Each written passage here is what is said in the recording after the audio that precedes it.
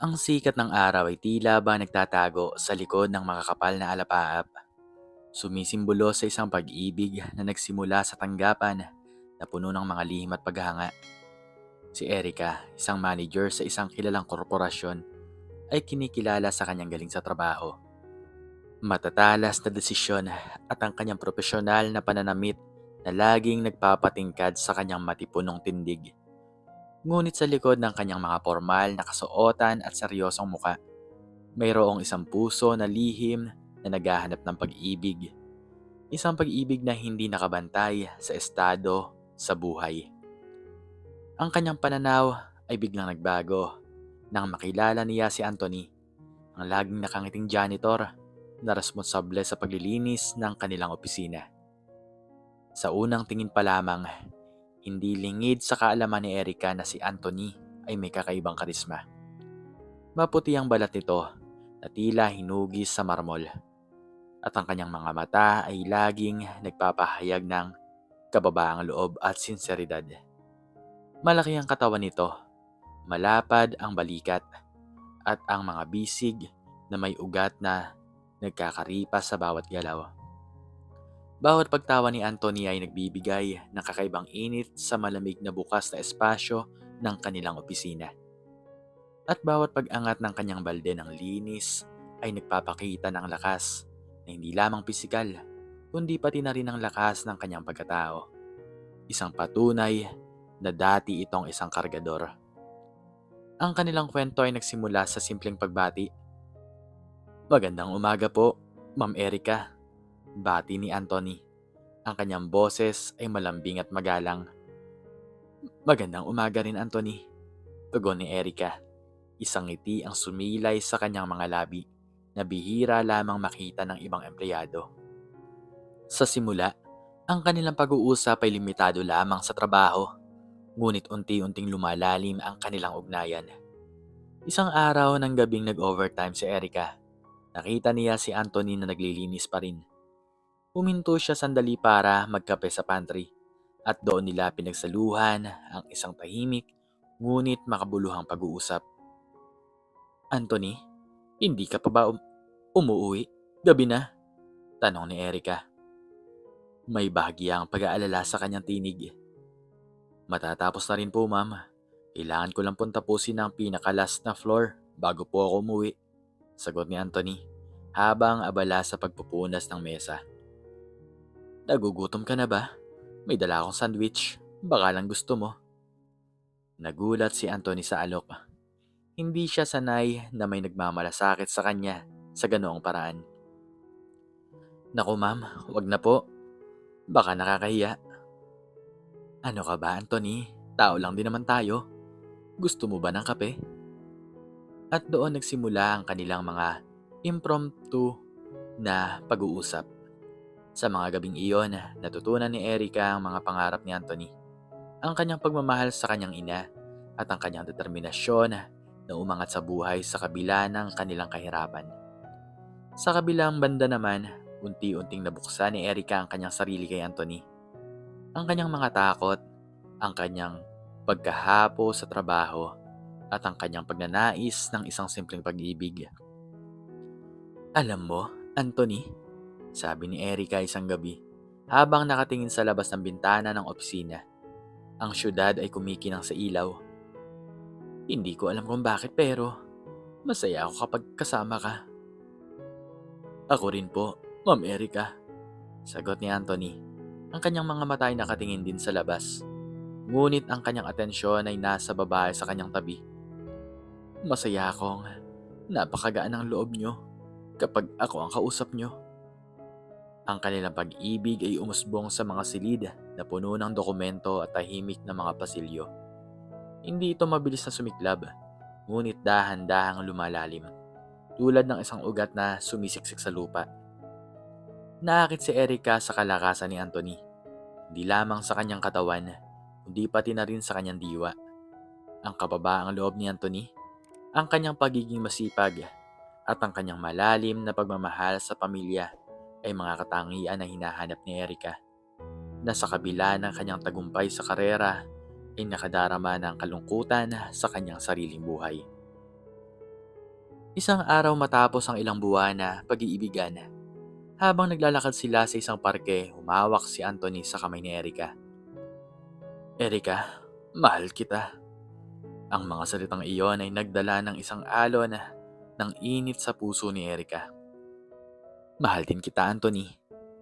Mula noon, hindi na nila itinago ang kanilang relasyon sa isa't isa.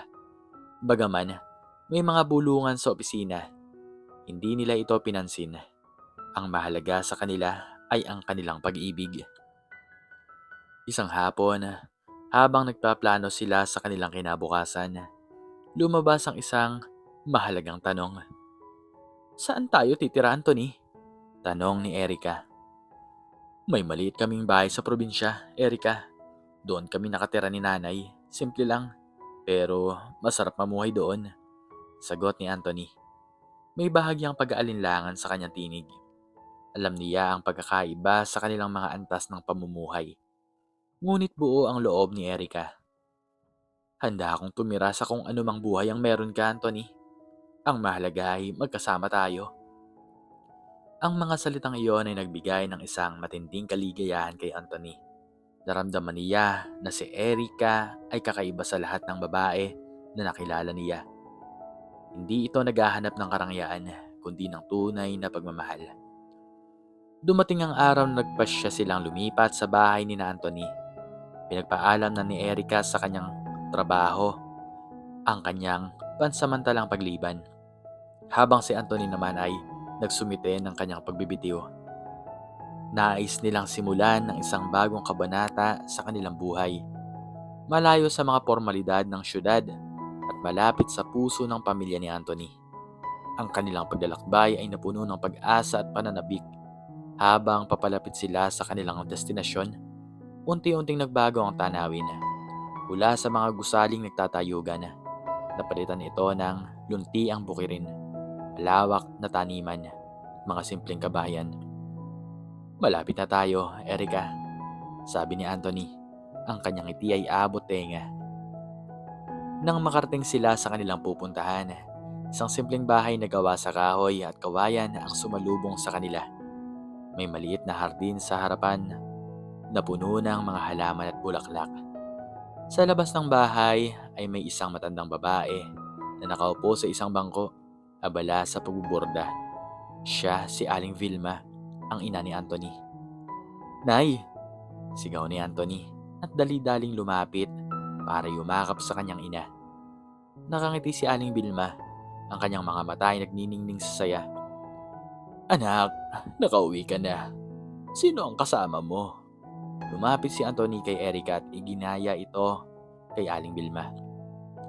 Nay, siya po si Erica, kasintahan ko po. Ang ipinangako ko po sa inyo na dadalhin ko po rito. Nakangiti si Erica at magalang na humalik sa kamay ni Aling Vilma. Magandang araw po, Nanay Vilma. Nako, iha, huwag mo akong tawagin Nanay Vilma. Tawagin mo na lang akong nanay. Kayo lang ang magkasama ni Anthony ngayon. Ang unang pagkikita ay puno ng kagalakan. Naghanda si Aling Vilma ng masarap na hapunan at ang kanilang pag-uusap ay umabot hanggang sa gabi. Pakiramdam ni Erica ay tinanggap siya ng buong puso ng ina ni Anthony. Ngunit habang tumatagal ang kanilang pamamalagi, unti-unting nakaramdam si Erica ng pagkaasiwa. Kahit nakita niya ang kabutihan ni Aling Vilma, hindi niya maiwasang maramdaman na tila may nakakasagabal sa kanilang pagiging magkasintahan. Ang gusto ni Erica ay masolo si Anthony. Gusto niya na siya lamang ang sentro ng mundo ni Anthony. Ang presensya ni Aling Vilma, bagamat mapagmahal, tila isang anino na laging sumusunod, isang paalala na hindi sila ganap na mga pag-isa. Isang gabi habang nakaupo sila sa labas ng bahay at pinagmamasdan ng mga bituin, inausap ni Erica si Anthony. Anthony, mahal na mahal kita. Mahal na mahal din kita, Erica. Pero minsan ba, hindi mo naisip na hindi tayo nakakapag-usap ng masinsihan? Lagi tayong may kasama. Hindi naiintindihan ni Anthony ang gustong iparating ni Erica. Sino? Si nanay ba? Natural lang yun, Erica. Pamilya tayo. Kami, ang pamilya mo. Alam ko, Anthony, pero iba kasi kapag tayo lang dalawa. Alam mo yun? Yung walang ibang iniisip kundi tayo lang. Hindi na nagpatuloy si Erica sa kanyang paliwanag. Nakita niya ang pagkalito sa mukha ni Anthony. Ngunit ang ideya ay naihasik na sa kanyang isipan. Nagsimulang magplano si Erica.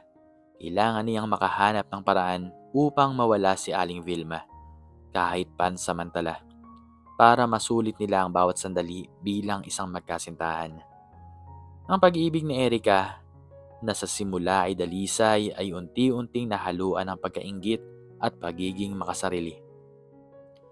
Makalipas ang ilang araw, nagpasya si Erica na bumalik pansamantala sa kanilang trabaho sa syudad para makakuha ng ilang papeles. At sumama naman si Anthony. Isang hapon habang abala si Anthony sa kanyang bagong tungkulin bilang janitor sa isang mas malaking building, nagpasya si Erica na sumaglit sa kanilang dating tirahan sa probinsya. Ang plano ay nabuo na sa kanyang isip at buo na ang kanyang determinasyon. Pagdating niya sa bahay, nakita niya si Aling Vilma na abala sa paglilinis ng bakuran. "Nay, magandang hapon po," bati ni Erica na may matamis na ngiti sa kanyang labi. "Erica, anak, bakit ka narito? Nasaan na si Anthony?" tanong ni Aling Vilma, masaya sa pagdating ng kanyang manugang. "Hayaan na lang po natin si Anthony na abala po sa trabaho. Gusto ko lang po sana kayong kausapin." Umupo sila sa silya sa labas ng bahay. "Nanay, ipinapatawag po pala kayo ni Anthony. May mahalaga raw po siyang sasabihin sa inyo. Urgent daw po." Nagulat si Aling Vilma. "Bakit hindi niya ako tawagan?" "Hindi po kasi niya kayo makontak. Sabi niya kung pwede daw po ay samahan ko kayo papunta sa kanya. Baka daw po kasi mag-alala siya dahil baka kung ano po ang mangyayari sa inyo sa daan." Nag-alangan si Aling Vilma. "Pero ano bang gagawin ko doon?" "Basta raw po, pumunta daw po kayo. Mahalaga daw po. Tungkol po sa inyong kinabukasan." "Nay, siguro po ay may magandang balita siya sa inyo." Sa huli, napapayag ni Erica si Aling Vilma. Ang matanda sa kanyang pagmamahal sa anak ay tiyala sa manugang, ay hindi nagduda sa sinabi ni Erica. Naghanda si Aling Vilma ng kaunting damit at nagpaalam sa kanyang mga kapitbahay. Sumakay sila sa isang bus at habang lumalayo sila sa probinsya, unti-unting lumalalim ang ngiti ni Erica. Ang kanyang plano ay umaayon sa kanyang kagustuhan. Ngunit habang papalapit sila sa syudad, hindi sila sa kung saan-saan bumaba. Sa halip, hiniling ni Erica sa konduktor na ibaba sila sa isang liblib na bahagi ng syudad. Isang lugar na kakaunti lamang ang dumadaan. "Erica, bakit tayo dito bumaba? Di ito ang daan papunta sa trabaho ni Antonia," tanong ni Aling Vilma. May bahagyang pag-aalala sa kanyang boses. "Naku, Nay, akala ko po kasi mas mabilis dito. Dito po kasi yung shortcut papunta sa trabaho ni Anthony. Alam niyo po kasi, medyo maraming ginagawa si Anthony sa kanyang trabaho. Gusto lang po niya talagang makita kayo." Habang naglalakad sila, nagsimulang umulan ng malakas. Ang kalangitan ay tila umiiyak at ang mga patak ng ulan ay gumawang malalapad na luha sa mga kalsada. Lalo pang naging madilim ang paligid dahil sa makakapal na ulap. "Erica, ginaw na ako, anak. Di ko na yata kayang maglakad," sabi ni Aling Vilma, nanginginig sa lamig. "Malapit na po tayo, Nay. Kunting tiis lang po," sagot ni Erica, ngunit ang kanyang tinig ay malamig. Nang makarating sila sa isang tulay na ang ilalim ay madilim at malungkot, huminto si Erica. "Nay, dito na lang po kayo sumilong sandali. Bibili lang po ako ng payong sa kabilang kanto. Nandoon po malapit ang sakayan papunta sa trabaho ni Anthony." "Pero Erica, huwag po kayong mag-alala, Nay. Babalikan ko naman po kayo kaagad. Hintayin niyo lang po ako dito. Di po kayo pababayaan ni Anthony." At sa isang iglap, tumalikod si Erica at nagmamadaling lumayo. Iniwan si Aling Vilma sa ilalim ng tulay. Ang ulan ay lalong lumakas at ang hangin ay naging mas malamig. Walang nagawa si Aling Vilma kundi sumilong sa ilalim ng tulay. Ang kanyang puso ay nababalot ng takot at pagkalito. Hindi niya maintindihan kung bakit siya iniwan ni Erica. Sa lugar sa ilalim ng tulay ay madilim at mabaho. May mga basurang nakakalat at mga tunog ng agos ng tubig sa ilog ay tila ba isang malungkot na awitin. Umiyak si Aling Vilma. Nanginginig siya sa lamig at sa takot.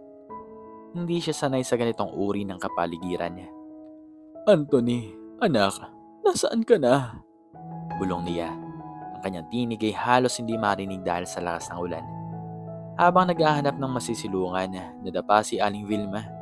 Ang kanyang kamay ay napahawak sa isang bagay na nakatago sa ilalim ng isang malaking bato. Hindi ito basta-basta makikita ng kahit na sino. Inabot niya ito. Ito ay isang tela na balot na balot. Sa dilim, hindi niya agad nakita kung ano ang laman nito. Sa kanyang pagod at takot, dala ng kuryosidad, dahan-dahan niyang binuksan ang tela. At doon sa ilalim ng tulay, sa gitna ng malalakas na ulan, gulat na gulat si Aling Vilma nang makita ang nilalaman ng tela. Ito ay punong-puno ng ginto, mga bariyang ginto, alahas, at kung ano-ano pa ang mamahaling bagay na kumikinang sa ilalim. Sumasalamin sa kakaunting liwanag. Hindi niya maipaliwanag ang kanyang nararamdaman. Pagkabigla, pagkamangha, takot. Hindi siya makapaniwala sa kanyang nakita. Para bang isang panaginip na gumising siya sa ilalim ng isang tulay. Samantala sa syudad, si Anthony ay balisa. Hindi niya makita ang kanyang ina. Paulit-ulit siyang tumatawag kay Erica upang tanungin kung nasaan ang kanyang nanay. "Erica, nasaan si nanay? Umuwi ka raw kanina, hindi ba?" "Oo, umuwi ako, Anthony, pero hindi ko naman alam kung nasaan si nanay. Akala ko nga nagpalipas lang siya sa kapitbahay. Baka naman naglibang lang siya," sabi ni Erica.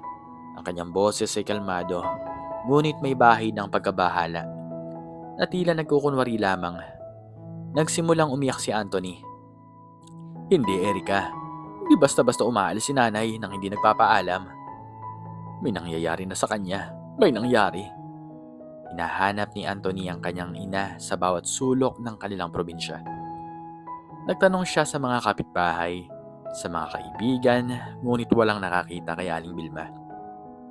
Ang kanyang puso ay nababalot ng matinding kalungkutan at pag-aalala. "Anthony, siguro naman ay may problema na sa pag-iisip si nanay," sabi ni Erica habang niyayakap ang umiyak na si Anthony. "Ilang beses ko na siyang nakikita na parang may kinakausap sa hangin. Baka nagkaroon na ng problema sa pag-iisip kaya lumayas na lamang bigla. Huwag ka na mag-alala. Babalik din si nanay kapag bumalik na ang katinoan niya." Ang mga salitang iyon ni Erica ay tila isang balde ng malamig na tubig na ibinuhos sa nag-aalalang puso ni Anthony. Bagaman hindi siya ganap na kumbinsido, ang kanyang sariling pagkabagabag at ang pag-aalala ni Erica ay nagtulak sa kanya upang maniwala sa posibleng sakit ng kanyang ina. Para sa kanya, mas madali na ang paniwalaan ang isang sakit sa pag-iisip kaysa ang katotohanan na baka may masamang nangyari sa kanyang ina. Ginamit ni Erica ang sitwasyon para mamanipula ang nararamdaman ni Anthony at para tuluyang mawala sa isip nito ang kanyang ina. Lumipas ang 3 buwan at sa loob ng panahong iyon, patuloy ang paghahanap ni Anthony, ngunit walang bakas ng kanyang ina. Ang kanilang bahay sa probinsya ay naging malungkot at sa bawat sulok nito ay tila nagpapahiwatig ng kanyang kawalan.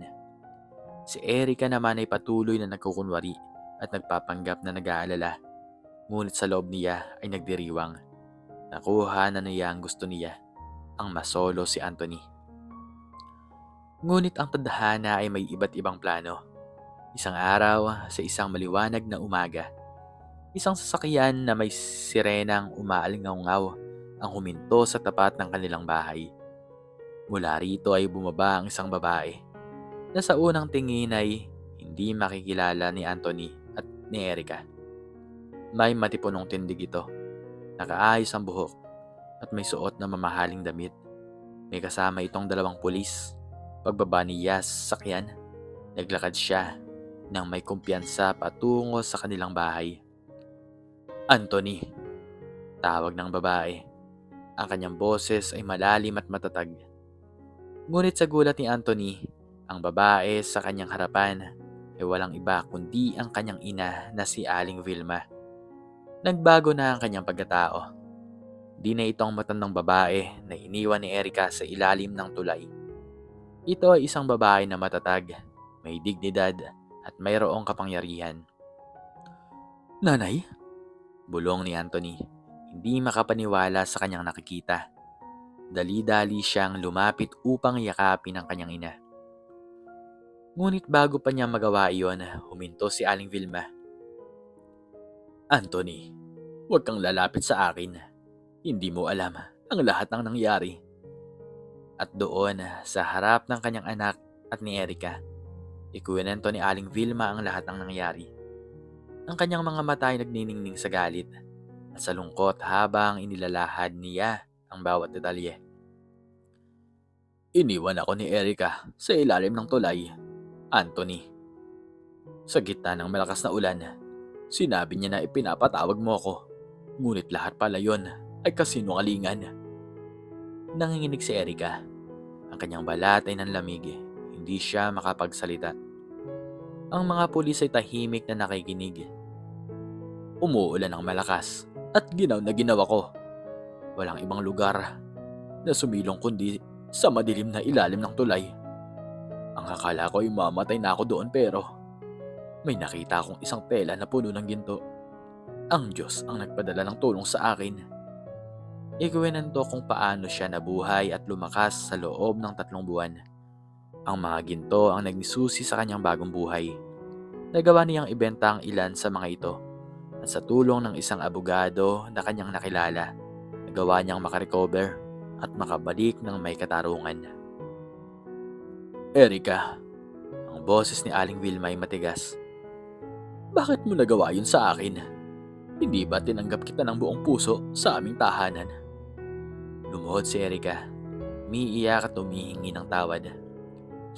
Nay, patawarin niyo po ako. Nagkamali po ako. Hindi ko po sinasadya. Nabulagan lang po ako sa pagmamahal ko kay Anthony. Gusto ko lang po talagang masolo siya. Patawarin niyo po ako. Si Aling Vilma, sa kabila ng sakit at galit na nararamdaman niya, ay nakaramdam ng awa. Ang kanyang puso ay sadyang papagpatawad. Erica, pinapatawad na kita. Sabi ni Aling Vilma, ang kanyang boses ay malambing. Sa kabila ng lahat ng ginawa mo, hindi ko kayang magtanim ng sama ng loob sa matagal na panahon. Ang Diyos na ang bahala sa iyo. Ngunit nagulat ang lahat nang biglang nagpakulong si Anthony kay Erica. Ang kanyang mukha ay puno ng galit at pagtataksil. Nay, paano niyo po yun nagawa? Paano niyo po pinatawad ang isang taong muntik nang pumatay sa inyo? Hindi po ako papayag. Anthony, sapat na sa akin ang alam kong nabubuhay ako ngayon. At sa aking pagbabalik, may sapat na akong katibayan sa lahat ng ginawa ni Erica sa akin. At sa lahat ng nangyari, hindi ko kayang magtanim ng galit sa kanya. Kaya ko siyang patawarin. Naglakad si Anthony papalapit kay Erica at ang kanyang mga mata ay nanlilisik sa galit. Erica, hindi ko ito inaasahan sa'yo. Ginawa mo ito sa aking sariling ina, ang nag-iisang taong nagpalaki sa akin, ang nagbigay sa akin ng buhay. Di ko ito mapapatawad. Hinding-hindi. Anthony, pakiusap, patawarin mo ako. Mahal kita. Sigaw ni Erica. Umiiyak at nagmamakaawa. Ngunit buo ang loob ni Anthony. Hinarap niya ang mga pulis. Pakulong niyo po siya. Ikulong niyo siya. Ayoko nang makita ang pagmumukha niya kailanman. Inaresto si Erica habang iginagapos ang kanyang mga kamay. Nakita niya ang mukha ni Anthony na puno ng galit at sakit. Naramdaman niya ang bigat ng kanyang mga kasalanan at ang katotohanan na nawala na ang lahat sa kanya. Mula noon, namuhay ng masaya at masagana si Aling Vilma at Anthony. Ang mga ginto ay ginamit nila ng matalino. Nagtayo sila ng negosyo at tinulungan ang kanilang komunidad. Ang kanilang bahay ay naging mas maganda at ang kanilang buhay ay puno ng pagmamahalan at pagpapatawad. Pinuna ni Anthony ang lahat ng pagkukulang niya sa kanyang ina. Naging mas matatag ang kanilang pamilya at ang kanilang pagmamahalan ay naging inspirasyon sa iba. Habang si Erica ay pinagbabayaran sa kulungan ng kanyang kasalanan, sa bawat araw na lumilipas, inaalala niya ang kanyang mga maling desisyon, ang kanyang pagiging makasarili, at ang pagmamahal na kanyang sinayang. Ang kanyang buhay ay naging isang madilim na silid, puno ng pagsisisi at pangungulila.